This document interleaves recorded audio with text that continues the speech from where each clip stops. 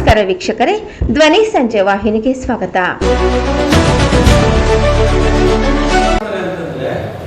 Diploma ಕೋರ್ಸ್ಗೆ join ಆಗಿರ್ತಾರೆ. Diploma course join ಆಗಬೇಕು ಅಂತಂದ್ರೆ ಕ್ರೈಟೀರಿಯಾಸ್ ಇದೆ. ಏನು ಅರ್ಬನ್ ಅಲ್ಲಿ ಇರಬೇಕು ಅಂತ AICTE ಗೈಡ್ಲೈನ್ಸ್ ಇದೆ. ಅಂದ್ರೆ ಕಾಲೇಜಿಂದ 50 ಕಿಲೋಮೀಟರ್ ಒಳಗಡೆ ಇರುವಂತ ವಿದ್ಯಾರ್ಥಿಗಳು ಅಥವಾ ಯಾವ ವ್ಯಕ್ತಿ ಕೆಲಸ ಮಾಡ್ತಾ ಇದ್ದಾನೆ ಆ ಕೆಲಸದಿಂದ 50 ಕಿಲೋಮೀಟರ್ ಒಳಗಡೆ ರೇಡಿಯಸ್ ಅಲ್ಲಿ ಕಾಲೇಜ್ ಇರಬೇಕು. ಕಾರಣ ಏನು ಅಂತಂದ್ರೆ ಅವರು ಯಾವುದೇ ಕಾರಣಕ್ಕೂ ರಜೆ ಹಾಕ್ಬಿಟ್ಟು ಕೆಲಸಕ್ಕೆ ಕಾಲೇಜಿಗೆ ಬರೋವಾಗಿಲ್ಲ. ಕೆಲಸ ಮಾಡಬೇಕು, ಪ್ರತಿದಿನ ಕೆಲಸ ಆದ್ಮೇಲೆ ಕಾಲೇಜಿಗೆ ಬರಬೇಕು. ಇವರು ಇಲ್ಲಿ ಏನಾಗಿದೆ, ಬಂದು ಇಲ್ಲಿ ಸೇರ್ಕೊಳ್ಳುವಂಥವ್ರು ಲೈನ್ಮನ್ಗಳಾಗಿ, ಅಸಿಸ್ಟೆಂಟ್ಗಳಾಗಿ ಅಥವಾ ಗ್ರೂಪ್ ಡಿ ಆಗಿ ಸೇರ್ಕೊಂಡಿರ್ತಾರೆ. ಬಂದು ಕೆಲವೊಂದು ಕಾಲೇಜುಗಳಿದೆ, ವಿಶೇಷವಾಗಿ ಅದರಲ್ಲಿ ನಾಟ್ಯ ಕಾಲೇಜ್ ಅಂತ ರಾಜಾಜಿನಗರದಲ್ಲಿ ಇರುತ್ತೆ. ಅಲ್ಲಿ ಬಂದು ಅಡ್ಮಿಷನ್ ತಗೊಂಡ್ಬಿಡ್ತಾರೆ. ಇವು ಕೆಲವು ಹೆಸರುಗಳನ್ನ ನಾನು ಹೇಳ್ತೀನಿ. ಅವರೆಲ್ಲನೂ ಕಾಲೇಜಿಗೆ ಅಡ್ಮಿಷನ್ ಹಾಕಕ್ಕೆ ಅಥವಾ ಅಪ್ಲಿಕೇಶನ್ ಹಾಕಕ್ಕೆ ಅನರ್ಹರು. ಆದ್ರೆ ಅವ್ರ ಪರ್ಸೆಂಟೇಜ್ 95%, 95% ತಗೋತಾರೆ.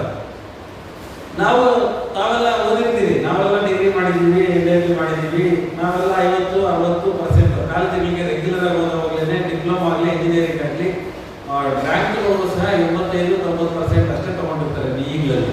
ಇವರು ಡಿಪ್ಲೊಮಾದಲ್ಲಿ 98, 97, 95%. ಕಾರಣ ಏನು ಅಂತಂದ್ರೆ ಇವರು ಎಕ್ಸಾಮ್ ಬರೆಯೋದೇ ಇಲ್ಲ. ಅಲ್ಲಿ ಏನೋ ಅಡ್ಜಸ್ಟ್ಮೆಂಟ್ ಮಾಡ್ಕೊತಾರೆ.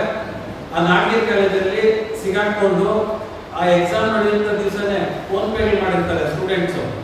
ಅದೆಲ್ಲಾನು ವಿಚಾರಿಸಿ ತನಿಖೆ ಮಾಡಿದವಾಗ ಅಲ್ಲಿರುವಂತ ಸ್ಟಾಫ್ ಏನ್ ಹೇಳ್ತಾರೆ ಅಂದ್ರೆ, ನಾವು ಸಾಲ ರೂಪದಲ್ಲಿ ತಗೊಂಡಿದ್ದೀರಿ ಅಂತ ಹೇಳಿ ಹೇಳಿಕೆ ಕೊಟ್ಟಿದ್ದಾರೆ. ಒಂದು ಇವರು ಎಕ್ಸಾಮ್ ಬರೆಯಲ್ಲ, ಅಡ್ಜಸ್ಟ್ಮೆಂಟ್ ಮಾಡಿಕೊಂಡು ಸರ್ಟಿಫಿಕೇಟ್ ತಗೊಂಡು ಬಂದು ಈ ನೇಮಕಾತಿಯಲ್ಲಿ ಸೇರ್ಕೊಂಡ್ಬಿಡ್ತಾರೆ. ಗ್ರೂಪ್ ಡಿ ಆಗಿದ್ದಂತ ವ್ಯಕ್ತಿ ಇವತ್ತು ಇಂಜಿನಿಯರ್ ಆಗ್ಬಿಡ್ತಾನೆ, ಅವನಿಗೆ ABCD ಬರಲ್ಲ.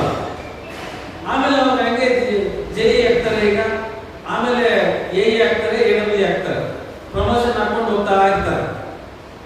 ಇದ್ರ ಹಿಂದೆ ಉನ್ನಾರ ಇರುವಂತದ್ದು ನಮಗೆ ಕೇಳ್ಪಟ್ಟಿರುವಂತದ್ದು MD KPTC.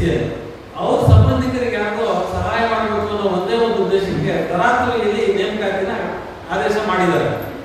15ನೇ ತಾರೀಕು ಸಾಯಂಕಾಲ ಬರೀತಾರೆ, ನೇಮಕಾತಿನ ರಿಲೀಸ್ ಮಾಡ್ತಾರೆ. ಅವ್ರು ಹೇಳೋದೇನು, 14ನೇ ತಾರೀಕಿಗೆ ನಾವು ರಿಲೀಸ್ ಮಾಡಿದೀವಿ ಅಂತ. ಕ್ಯಾಂಡಿಡೇಟ್ಸ್ ಗೊತ್ತಾಗೋದು 15ನೇ ತಾರೀಕು. 14ನೇ ತಾರೀಕಿಗೆ ಇವರು ಮಿನಿಟ್ಸ್ ಆಫ್ ಮೀಟಿಂಗ್ ಮಾಡಿ ನಾವು ಪಬ್ಲಿಷ್ ಮಾಡಿದೀವಿ ಅಂತ ಹೇಳ್ತಾರೆ. ನಾವು ಇದನ್ನ ಮಾನ್ಯ ಇಂಧನ ಸಚಿವರು ಮತ್ತೆ ACS MD ಅವರು ಗಮನಕ್ಕೆ ತಂದವಾಗ ಕೇವಲ 15 ದಿವಸ ಹೆಚ್ಚಿನ ಕಾಲಾವಕಾಶ ಕೊಟ್ಟಿದ್ದಾರೆ. ನಾವು ತನಿಖೆ ಮಾಡ್ತೀವಿ, ಇದನ್ನೆಲ್ಲ ಇವ್ರು ಸರಿಯಾಗಿ ಇಂಜಿನಿಯರ್ ಓದಿದಾರ. ಆಗ ಈ ಸುರೇಶ್ KV ಅನ್ನುವಂಥ ವ್ಯಕ್ತಿ ಇದನ್ನೇ ಕಂಪ್ಲೇಂಟ್ ಕೊಟ್ಟಿದ್ದಾರೆ, ಇಲ್ಲೆಲ್ಲ ಅಕ್ರಮ ನಡೆದು ತಗಲಾಕೊಂಡಿದ್ದಾರೆ, ತನಿಖೆ ಮಾಡಿ ಅಂತ. ಅದ್ರ ಬಗ್ಗೆ ಯಾವುದೇ ತನಿಖೆ ಮಾಡ್ತಾ ಇಲ್ಲ. ಇವತ್ತು ನಾವು ನೀಟು ಮತ್ತೆ ಇನ್ನಿತರ ಪ್ರಶ್ನೆ ಪತ್ರಿಕೆಗಳು ಸೋರಿಕೆ ಆಗಿದೆ ಅಂತ ಹೇಳಿ ದೇಶಾದ್ಯಂತ ಹೋರಾಟ ಮಾಡ್ತಾ ಇದ್ದೀವಿ. ಆದ್ರೆ ಈಗ ಇಲ್ಲಿ ನಿಜವಾಗ್ಲೂ ಡಿಗ್ರಿ ಪಡೆದಿರುವಂತ, ಡಿಪ್ಲೊಮಾ ಪಡೆದಿರುವಂತ ವ್ಯಕ್ತಿಗಳು ಹೊರಗಡೆ ಸಾಕಷ್ಟು ಜನ ನಿರುದ್ಯೋಗಿದ್ದಾರೆ. ಅವರ ಪರಿಸ್ಥಿತಿ ಏನು? ಇಂಥವರು ಅಡ್ಡದಾರಿಯಿಂದ ಇಟ್ಕೊಂಡು ಹುದ್ದೆಗಿಡಿಸ್ಕೊಳ್ಳೋದಾದ್ರೆ ಪ್ರಾಮಾಣಿಕವಾಗಿ ಓದಿರುವಂತ ವಿದ್ಯಾರ್ಥಿಗಳಿಗೆ ಎಲ್ಲಿ ಅವರಿಗೆ ಅವಕಾಶ ಸಿಗುತ್ತೆ ಅಂತ ನಾವು ಈ ಸರ್ಕಾರನ ಕೇಳ್ತಾ ಇದ್ದೀವಿ. ತಕ್ಷಣ ನಮ್ಮ ವೇದಿಕೆಯಿಂದ ಅರ್ಥ ಮಾಡಿದ್ದೀವಿ. ನೀವು ತಕ್ಷಣ ತೆಗೆದುಕೊಳ್ಳಿ, ಇದನ್ನು ತನಿಖೆ ಮಾಡಿ. ಪೂರ್ಣ ತನಿಖೆ ಆದ್ಮೇಲೆ ನೀವು ಮತ್ತೆ ನೇಮಕಾತಿ ಆದೇಶನ ನೋಟಿಫಿಕೇಶನ್ ಮಾಡಿ ಅಂತ ಹೇಳಿ ನಾವು ಆಲ್ರೆಡಿ ಕೇಳಿದ್ದೀವಿ. ಇವರೊಂದು ವೇಳೆ ನಮ್ಮ ಮಾತು ಕೇಳಿಲ್ಲ ಅಂತಂದ್ರೆ ನಾವು ಉಗ್ರವಾದ ಹೋರಾಟ ಮಾಡೋಕ್ಕೆ ಎಲ್ಲ ಸಿದ್ಧತೆ ಮಾಡ್ಕೋತಾ ಇದ್ದೀವಿ. ಇದ್ರ ಬಗ್ಗೆ ಇನ್ನೂ ಹೆಚ್ಚಿನ ವಿಚಾರ ನಮ್ಮ ರಾಘವೇಂದ್ರ ಸಂಘಟನಾ ಕಾರ್ಯದರ್ಶಿಗಳು ಹೇಳ್ತಾರೆ. ನಮಸ್ಕಾರ.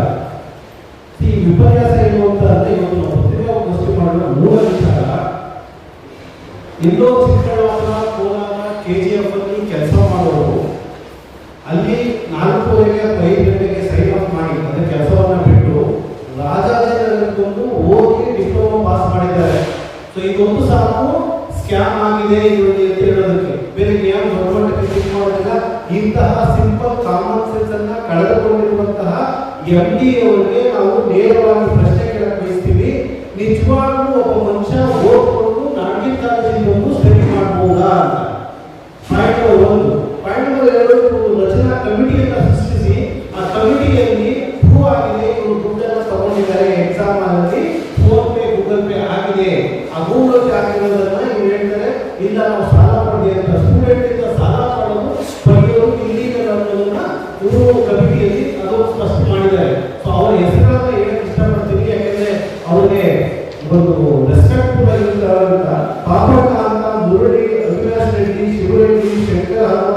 ರಜನಿ PS, ಅಜಿತ್ ಕುಮಾರ್ ಇವರೆಲ್ಲ ನಾರ್ತ್ ಇಂಡಿಯನ್ಸ್, ಚೇತನ್ ಎಟ್ಟಿ ನಾರ್ತ್, ಕೊರಪ್ಪ ಮತ್ತೆ ಸಿದ್ದಪ್ಪ ಕುಮಾರಿ, ಆಮೇಲೆ ಶಿವಾಜಿ AS. ಸೊ ಇವರೆಲ್ಲರೂ ಆಲ್ಮೋಸ್ಟ್ ಬಂದಿರೋದು 95 ಕಿಲೋಮೀಟರ್, 62 ಕಿಲೋಮೀಟರ್, 70 ಕಿಲೋಮೀಟರ್ ಇಲ್ಲಿಂದ. ಅಂಡ್ ಅತಿ ಇಂಪಾರ್ಟೆಂಟ್ ಆಗಿ ವೆಂಕಟ ಸಚಿವರು ಹೇಳಿದಂಗೆ ನೀವು ಸ್ಟಡಿ ಮಾಡಬೇಕು ಅಂದ್ರೆ ರೇಡಿಯಸ್ ಕಾಲೇಜು 50 ಕಿಲೋಮೀಟರ್ ಒಳಗಿರಬೇಕು.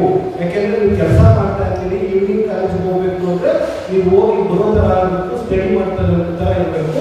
ಈ ಎರಡಕ್ಕೂ ನಾವು ಹೋಗಿ ಸಾಧ್ಯತೆ ಇಲ್ಲ. ಅವ್ರು ಹೋಗಿ 95% 98% ತೆಗೆದಿದ್ದಾರೆ ಅಂತಂದ್ರೆ ಇದು ಗಿನ್ನಿಸ್ ರೆಕಾರ್ಡ್ ಆಗಬೇಕು. ದುರದೃಷ್ಟ ಇವರಿಗೆ JE ಪೋಸ್ಟ್ ಅನ್ನ ಕೊಡ್ತಾ ಇದೆ ಸರ್ಕಾರ.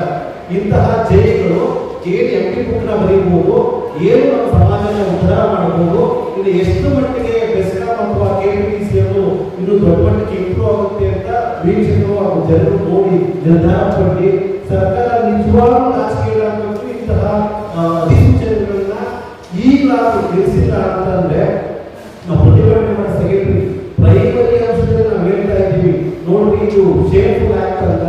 ಇದನ್ನ ಬಿಟ್ಟು ಏನಾದರೂ ಅಧಿಸೂಚನೆಯನ್ನ ಮಾಡಿ ಇವನ್ನ ನಿಜವಾಗ್ಲೂ ನೇಮಕಾತಿ ಮಾಡಿದ್ರೆ ನಮ್ಮ ಸರ್ಕಾರದಲ್ಲಿ ಎಲ್ಲಾ ಸೌಲಭ್ಯ ಅಂತ ಅರ್ಥ. ಹಾಗಾಗಿ ನಮ್ಮ ಸಂಸ್ಥೆ ಏನಿದೆ ನಾವು ಗಂಟಾಗೊಳಿಸಬೇಕಿದ್ದೀವಿ. ಈ ಪ್ರಕರಣವನ್ನ ಇಲ್ಲಿ ಕೈ ಬಿಡುವುದಿಲ್ಲ. ಈ ಅಧಿಸೂಚನೆಯನ್ನ ಕ್ಯಾನ್ಸಲ್ ಮಾಡಬೇಕು. ಹಾಗೂ ಇಂತಹ ಫ್ರಾಡ್ ಅಥವಾ ಫೇಕ್ ಏನು ಪಾಸ್ ಮಾಡ್ಕೊಂಡು ಬಂದಿದ್ರೆ ಇನ್ವೆಸ್ಟಿಗೇಷನ್ ಮಾಡಿ ಕೆಲಸದಿಂದ ತಂದಾಕಬೇಕು ಅಂತ ಹೇಳಿ ನಾನು ಒತ್ತಾಯ ಮಾಡ್ತಾ ಇದ್ದೀನಿ.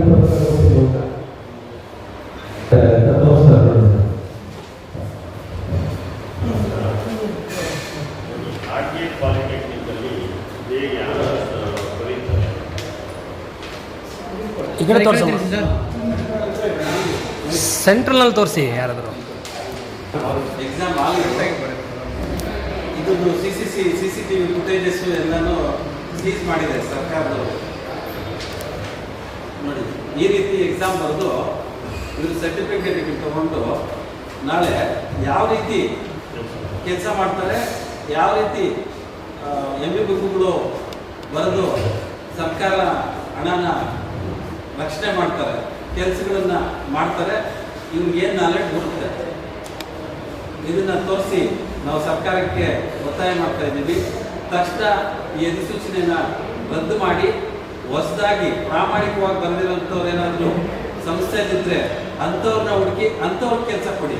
ಇಂಥ ಫ್ರಾಡ್ ಮಾಡ್ಕೊಂಡು ಬಂದು ಎಕ್ಸಾಮ್ ಪಾಸ್ ಮಾಡ್ಕೊಂಡು ಬಂದಿರೋಂಥವ್ರಿಗೆ ಕೆಲಸ ಕೊಡೋದಾದ್ರೆ ಪ್ರಾಮಾಣಿಕರು ಓದಬೇಕು, ಕಷ್ಟಪಟ್ಟು ಕೆಲಸ ಗಿಟ್ಸ್ಕೊಳ್ಬೇಕು ಅನ್ನೋಂಥವ್ರ ಪರಿಸ್ಥಿತಿ ಪಾಡು ಏನು ಅಂತ ನಾವು ಈ ಮೂಲಕ ಸರ್ಕಾರಕ್ಕೆ ಮತ್ತೆ KPTC MD ಅವ್ರಿಗೆ, ಇಂಧನ ಸಚಿವರಿಗೆ ಒತ್ತಾಯ ಮಾಡ್ತಾ ಇದ್ದೀವಿ.